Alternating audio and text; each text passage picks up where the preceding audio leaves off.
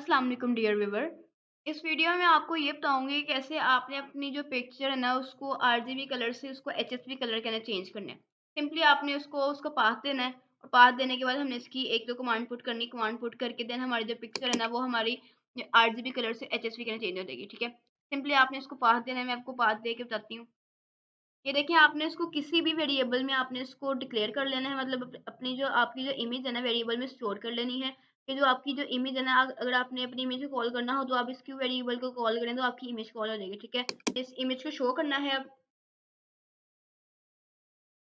जैसे ही आप इस पे शो वाली कमांड लिखेंगे ना तो आपने जब एंटर पे क्लिक करना है तो आपको आपकी जो इमेज है ना वो शो हो जाएगी। ये देखें, साथ ही आपको आपकी इमेज शो हो गई है। अब हम चाहते हैं कि ये इमेज चेंज हो जाए एचएसवी कलर्स के अंदर।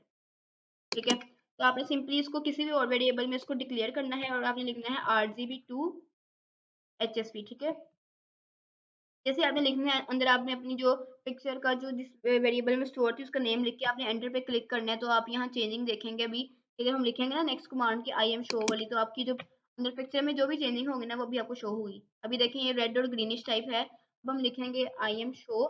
हमने ए में अपनी न्यू कमांड शो की थी और देखें जैसे कि आपकी पिक्चर थी वो उसमें कैसे चेंजिंग हो गई है। ये एचएसवी कलर्स के चेंजिंग हो रही है। ठीक है, मैं उम्मीद करती हूँ आपको मेरी वीडियो अच्छी लगी होगी। अगर आपको मेरी वीडियो अच्छी लगी हो तो आप मेरी वीडियो को लाइक करें, इस पर कमेंट करें और मेरे चैनल को सब्सक्राइब करना ना भूलिएगा। Thank you so much. अल्लाह हाफ़िज़।